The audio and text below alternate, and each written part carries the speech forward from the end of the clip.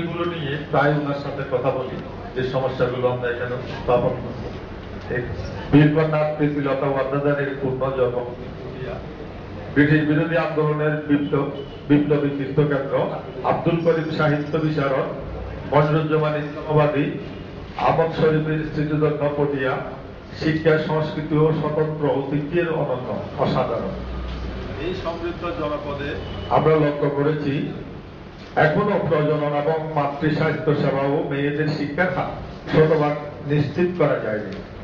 এই প্রেক্ষাপটে পটিয়ার প্রজনন এবং মাতৃ স্বাস্থ্য এবং মেয়েদের শিক্ষার অবস্থা উন্নয়নের লক্ষ্যে বাংলাদেশ নারী প্রগতি সংঘের সহযোগিতায় পটিয়ার শিক্ষক, সাংবাদিক, সমাজকর্মী, স্থানীয় সরকার প্রতিনিধি, নারী নেত্রীর সমন্বয়ে পটিয়া পাবলিক পলিসি ফোরাম নামে একটি ফোরাম গঠিত হয়েছে। এই ফোরাম পটিয়ার জনগণ এবং মাননীয় সংসদ সদস্যকে সাথে নিয়ে মাতৃ স্বাস্থ্য ও শিক্ষার অবস্থার অবনতির কারণ চিহ্নিত করে অবস্থার উন্নয়নে স্থানীয় পর্যায় থেকে জাতীয় পর্যায় পর্যন্ত নীতি নির্ধারকদের দৃষ্টি আকর্ষণের জন্য কাজ করবে। পটিয়া পাবলিক পলিসি ফোরাম প্রাথমিকভাবে পটিয়া উপজেলা নারী শিক্ষার্থীদের স্কুল থেকে ঝরে পড়ার অবস্থা ও সেবাসমূহ এবং তাদের ঝরে পড়ার সুনির্দিষ্ট কারণসমূহ চিহ্নিত করেছে এবং সমস্যা নিরসনের লক্ষ্যে কিছু কার্যক্রম নির্ধারণ করেছে, যা আজকের সভার মাধ্যমে মাননীয় সংসদ সহ অতিথিবৃন্দের কাছে তুলে ধরছে। পটিয়া উপজেলা শিক্ষা অফিসের তথ্য অনুযায়ী 34টি বিদ্যালয়ের মধ্যে 9টি বিদ্যালয়ে, যেমন কেলিশহর উচ্চ বিদ্যালয়, হাইগাঁও উচ্চ বিদ্যালয়, মুকুটনাট উচ্চ বিদ্যালয়, মুজাফফরাবাদ বালিকা উচ্চ বিদ্যালয়, মনসা স্কুল অ্যান্ড কলেজ, কপ্তলা বেলগেট, মোহাম্মদী উচ্চ বিদ্যালয়, বারুইপুরা উচ্চ বিদ্যালয়, কাশিয়া উচ্চ বিদ্যালয়, জিরি খলিলমির আদর্শ উচ্চ বিদ্যালয়, নারী শিক্ষার্থীদের ঝরে পড়া শতকরা হার 13 থেকে 33%। এছাড়া উপজেলা আওতাধীন দলঘাট, কোলাগাঁও, হাটগাঁও, কচুয়াই ইউনিয়নের বেশ কিছু এলাকায় আশঙ্কাজনক হারে বৃদ্ধি পেয়েছে। ফলে এসব ইউনিয়নে নারী শিক্ষার্থীদের ঝরে পড়ার সংখ্যা অনেক বেশি। এই তথ্যটা আমরা উপজেলা শিক্ষা বিভাগ থেকে পেয়েছি। সরকারিভাবে দাবি করা হয়েছে শিশুদের বিদ্যালয়ে ভর্তির হার এখন শতভাগের কাছাকাছি, প্রায় 99.47%। বেসরকারি বিশেষজ্ঞদের মধ্যে এই হার নিয়ে সংশয় থাকলেও শিক্ষা বিস্তারের যে গতি এসেছে তা অস্বীকার করার উপায় নেই। কিন্তু শিক্ষার্থীদের ঝরে পড়া এই অর্জনের গৌরবকে ম্লান করে দিচ্ছে। সহস্রাব্দ উন্নয়ন লক্ষ্যমাত্রা অর্জনের উৎসাহে শিশুদের যেন ভাবে বিদ্যালয়ে ভর্তি করানোই হয়ে গেছে সরকারি সংস্থাগুলোর লক্ষ্য, কিন্তু বিদ্যালয়ে স্থায়ী হওয়ার ব্যাপারটা নিশ্চিত করার ব্যবস্থা দুর্বল হওয়ায় মোট শিক্ষার্থীদের 3 ভাগের 1 ভাগে সম্পূর্ণ লেখাপড়া সম্পূর্ণ হওয়ার আগে বিদ্যালয় ত্যাগ করছে, বিশেষ করে নারী শিক্ষার্থীগণ। এই প্রেক্ষিতে পটিয়া উপজেলা শিক্ষা কর্মকর্তা বিভিন্ন বিদ্যালয়ের শিক্ষক এবং অভিভাবকদের সাথে আলোচনা করে এই ঝরে পড়ার কারণ চিহ্নিত করা হয়েছে। বাল্য বিবাহ একটা কারণ, মধ্যে পটিয়া 18 বছরে পৌঁছানোর আগে 30% মেয়েদের বিয়ে হয়ে যায়। মাধ্যমিক পর্যায়ে ভর্তি হওয়ার পর অনেক অভিভাবকই তাদের মেয়েদের বিয়ে দেওয়ার জন্য ব্যস্ত হয়ে পড়ে। দলঘাট এবং অন্যান্য জেলে পাড়াগুলোতে বাল্য বিবাহ অত্যাধিক পটিয়ার মধ্যে, ফলে ড্রপ আউটও বেশি।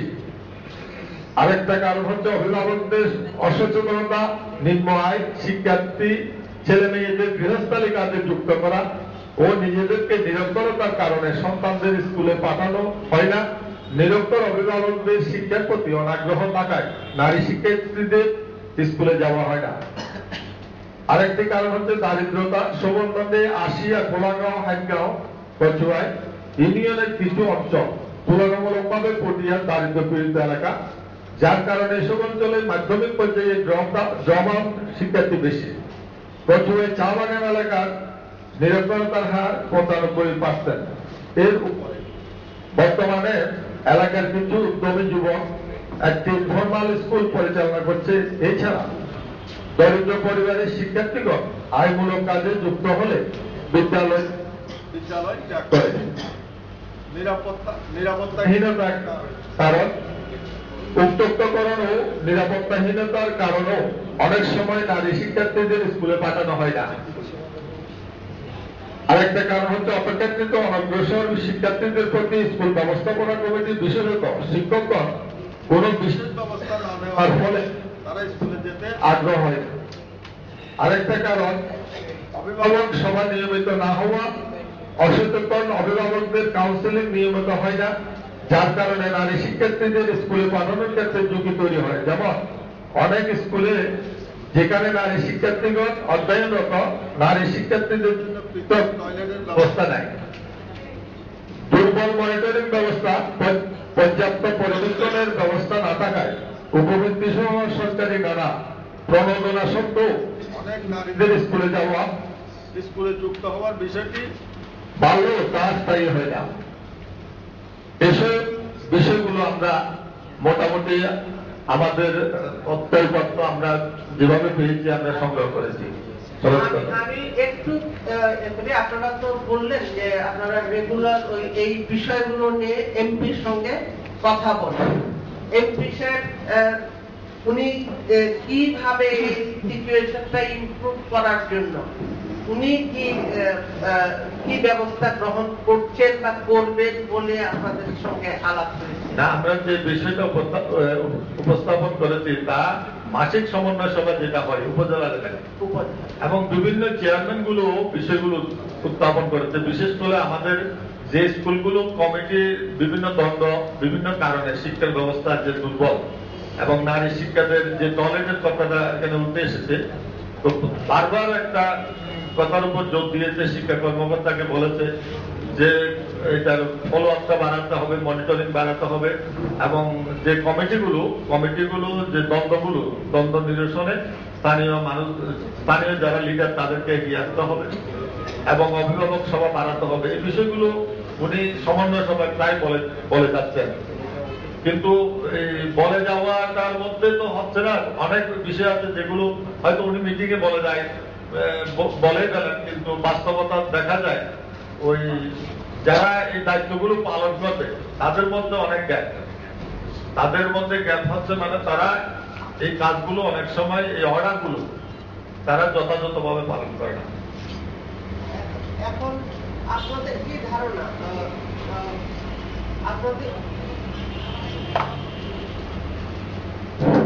আপনাদের কি চিন্তা ভাবনা যে এই উনি বলছেন, আপনারা বলছেন, তারপরেও মানে যারা পাবলিক সার্ভেন্ট, পাবলিক সার্ভেন্ট তারা কাজ করছে না, এখন এইটার ব্যাপারে আর কি পদক্ষেপ নেওয়া যেতে পারে, এটা আপনারা ডিপিপিএফ থেকে কি ভাবছেন?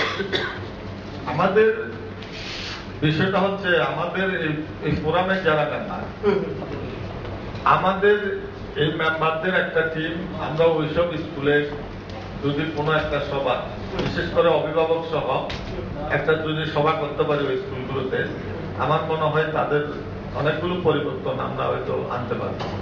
অভিভাবকদের নিয়ে এবং স্কুল ম্যানেজমেন্ট কমিটি যেটা, তাদের নিয়ে আমাদেরও বসতে হবে। আচ্ছা, শুধু এমপি সাহেব বলে গেলে হবে না? না,